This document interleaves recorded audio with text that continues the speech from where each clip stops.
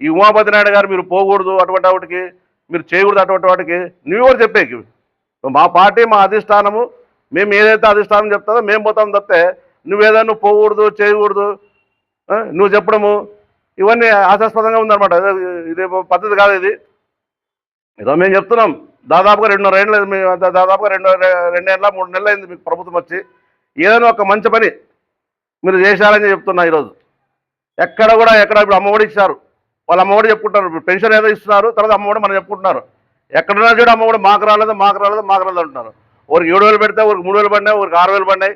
ఇంకా ఏమంటే మరి వస్తాయంటారు. స్కూల్స్ పోయి అడిగితే అలా ల్యాక్లో చూస్తారు వాళ్ళు. లేదండి ఇంకా మీకు వస్తాయి, ఎప్పుడు వస్తాయో ఏమో అర్థం కాలే. ఒక పక్క వర్షాలు లేవు, ఒక పక్క రైతులు ఇబ్బంది పడుతున్నారు, ఒక పక్క ఎరువులు దొరకడంలే.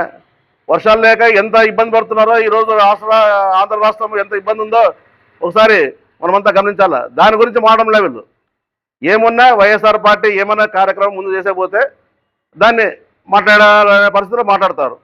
ఈరోజు మొన్న కూడా లోకేష్ గారు వచ్చారు దీనికి ఆదానికి కార్యకర్తల మీటింగ్ అని చెప్పి వాళ్ళు సరే వాళ్ళ పార్టీ వ్యక్తిగతం అది వచ్చాడు, మాట్లాడినాడు, పోయినాడు.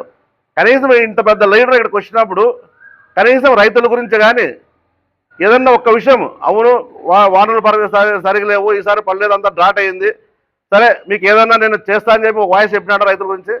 కానీ మరి ఏమంటాడు, రైతులే రాజ్యం అంటారు, రైతులు ఉంటేనే రాజ్యాలు ఉంటాయంటాడు. కానీ రైతుల గురించి ఎవరు మాట్లాడంలే. కాబట్టి దీన్ని రాబో రోజుల్లో కూడా మరి ఉమాపతి నాయుడు గారు మాట్లాడేటప్పుడు మాట్లాడి తప్పలే. మా యొక్క తప్పులు మీరు చూపించచ్చు, మేము మీ తప్పులు మేము చూపిస్తాం. అంతేగాని మీరు పోకూడదు చేయకూడదు అదే మా అధిష్టానం పిలుపాయ మేము పోతాము, మీ కార్యక్రమాలు మీరు ఎట్లా చేస్తారో మా కార్యక్రమాలు మేము చేసుకుంటూ పోతాం ముందుకు ప్రజల్లోకి. దాన్ని కూడా మీరు పోకూడదు, మీరు అటువంటి చేయకూడదు, నిన్న చూసినా తప్పు ఇవ్వకూడదు అనేది ప్రజలంతా గమనించారు. ఈరోజు విరూపాక్ష గారికి ఎక్స్ ఎమ్మెల్యే గారికి సింపతి ఎలా వచ్చిందంటే, నేను కూడా ఆలూరు తాలూకా వాసినే, నాది కూడా అర్ధగిరి గ్రామమే. ప్రతి ఒక్కరు ఈరోజు మాడుకుంటున్నారు, ప్రతి ఒక్క ప్రజానీకం ఈరోజు ఆలూరు తాలూకాలో ఉన్నటువంటి ప్రతి ఒక్కరు అన్యాయంగా అరెస్ట్ చేశారు అని చెప్పి అది అనిపించుకోవడం మీకు వాస్తవమా? ఇది ఎవరో ఇప్పుడు ఇన్ఛార్జ్గా ఇచ్చారు వైకుంఠం వాళ్ళకి, వాళ్ళని పట్టుకొని మీరు మాట్లాడడం ఇది హాస్యాస్పదంగా ఉంది. ఎందుకంటే వాస్తవం అంటే మీరు కూడా మాట్లాడచ్చు. నిన్న టీవీ 9లో వచ్చింది, టెలికాస్ట్ అయినాయి. వాళ్ళు చూస్తే రాత్రిపూట ఎవరైతే ఆ భర్త మహిళను చించినాడో వచ్చి ఎగురుతున్నాడు. అతను మీరు కూడా చూసింటారు అందరూ. ఎగురుకుంటే ఏమంటున్నాడు తెలుసా, ఎస్సీ కేసు పెట్టండి అని చెప్పి. చించింది అతనే భర్తనే, ఇరుపాక్షేదో అక్కడ దూరం ఉన్నాడు. ఆ వీడియోలో బాగా కనపడుతున్నాయి. చించింది ఇక్కడ వైట్ బనీన్ వేసుకొని అతని భర్త అనే పనిగా ఇట్లా చించింది కూడా చూపించినాడు. చూస్తూ మళ్ళీ మాకు ఎస్సీ కేసు పెట్టండి అని చెప్పి. చూడండి, ఒకసారి ఆలోచన చేయండి. ఈరోజు ఎస్సీ వాళ్ళు అటువంటి వాళ్ళు కాదు, అందరూ అటువంటి వాళ్ళు కాదు. కానీ ఇటువంటి చేయకూడదని చెప్తున్నాము. అటువంటి వాళ్ళకి మరి నిన్న కూడా ఏం చేసినారు, ఎమ్మెల్సీ బిట్ నాయుడు గారు పోయినారు, తర్వాత వాళ్ళ అధిష్టానం గురించి వాళ్ళంతా నిన్న పోయి ఊరిపోయి వాళ్ళు ఏదో మాట్లాడారు. సరే, మీ పార్టీ క్రమం మీరు మాట్లాడచ్చు, మా పార్టీ క్రమం మేము మాట్లాడుకుంటున్నాము. కానీ వాస్తవాలు ఏమైతే ఉన్నాయో ప్రజలు చెప్పాలి. ఈరోజు తెలిసిపోయింది ఇది అన్యాయమైన అరెస్ట్ అని. ఎందుకంటే నా వీడియో ఎప్పుడైతే బయటకు వచ్చిందో ఆ వీడియో చూసిన తర్వాత నా పోలీస్ డిపార్ట్మెంట్ ఏం చేయాలా, సరే ఇర్పాష గారిని 3 గంటలకు అరెస్ట్ చేసుకొని చిప్పింగ్ స్టేషన్లో పెట్టినారు.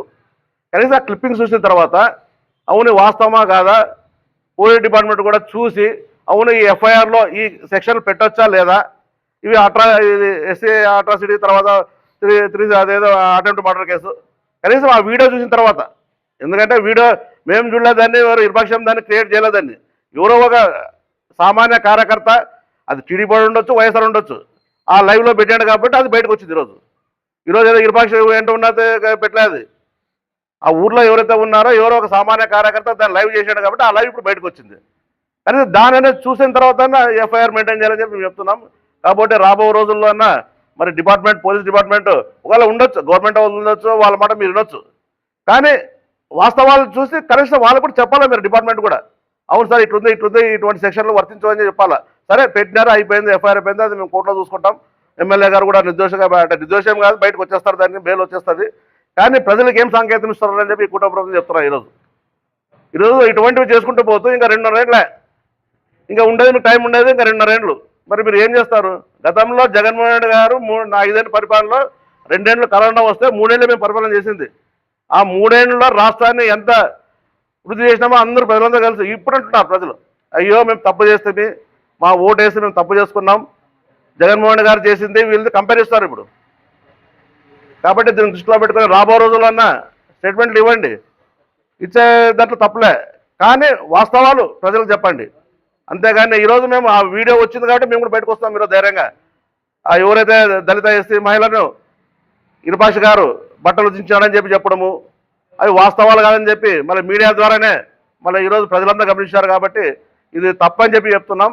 రాబో రోజుల్లో అయినా ఈరోజు తెలుగుదేశం పార్టీ అంటే ఒకసారి చెప్తున్నారు, 2 నిమిషాలు నేను మారుతాను. ఇంకా తెలుగుదేశం పార్టీ అంటే ఆ రోజు ఎన్టీ రామారావు గారు స్థాపించిన పార్టీ ఇది.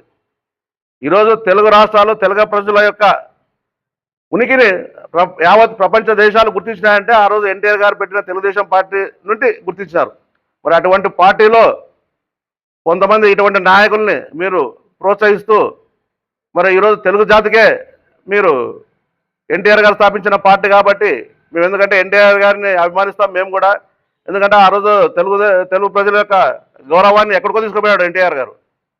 అటువంటి పార్టీని మీరు ఈరోజు తెలుగుదేశం పార్టీ పేరు పెడుతూ ఎన్టీఆర్ ఫోటో పెట్టుకుంటూ వెనక్కి మళ్ళీ ఈరోజు ఇటువంటి భ్రష్టు పట్టిస్తారంటే ఆ తెలుగుదేశం పార్టీని ఒకసారి గమనించాలా. రాబో రోజుల్లో మరి ఇటువంటి చేయకోకుండా మీరు కూడా మంచి పని చేయండి.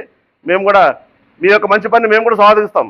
అంతేగాని ఈరోజు ఇటువంటి ఏదైనా తప్పుడు సమాచారాన్ని మీరు కూడా ఎంకరేజ్ చేయొద్దండి. తప్పని చెప్పండి. ఈరోజు ఎమ్మెల్యే గారు తప్పు అంటే ఎమ్మెల్యే గారు తప్పని చెప్పొచ్చు, కానీ వీడియో ద్వారా మేము చూసిన తర్వాత అది ఎమ్మెల్యే గారిది ఎటువంటిలో తప్పు లేదు. ఏదో ఒక కార్యకర్త పిలిచినప్పుడు బయటికి పోయినాడు. మీ కార్యకర్తలు పోతే మీరు పోరా? మేము పోతాము. ప్రతి ఒక్కరు పోల్సిందే. కార్యకర్తలు ఉంటే మన పార్టీలు ఉన్నాయి. ఒకసారి గమనించండి ఉమాపతి నాయుడు, ఈరోజు నువ్వు ఆ సీట్లో కూర్చొని ప్రెస్ మీట్ ఇస్తావు అంటే నీ కింద ఉన్నటువంటి కార్యకర్తలు ఈరోజు నిన్ను సాగి తీసుకొచ్చినారు. ఈరోజు మేము ఈ ప్రెస్ మీట్లో ఉన్నామంటే మా కింద ఉన్న కార్యకర్తలు ఈరోజు సాగి తీసుకొచ్చినారు మమ్మల్ని. అంతేగాని ఏదో స్వతహాగా మేము రాలే బయటికి. ఒక కార్యకర్తలు ఉంటేనే నాయకుడు బయటకు వస్తాడు. కాబట్టి ఈరోజు ఒక కార్యకర్త ఫోన్ చేసినప్పుడు ఇమ్మీడియట్ ఇరుపాషి పోవడం తప్పే కాదు. అది ఏ దానిలో ఏ ప్రజానికి కూడా దీన్ని తప్పని ఒప్పుకోవడంలే. కాబట్టి దీన్ని దృష్టిలో పెట్టుకుని రాబో రోజుల్లో ప్రెస్ మీట్ ఏదన్నా మంచిగా ఉంటే ఇవ్వాలని చెప్పి నేను ఉమాపతి నాయుడు గారికి నేను సలహా ఇస్తున్నాను. ఇంకోటి మాది గొడ్డల పార్టీ అంటున్నారు వైఎస్ఆర్ పార్టీని. వాళ్ళ పార్టీని ఏమని పిల్లలు వాళ్ళకి తెలుసో తెలీదు.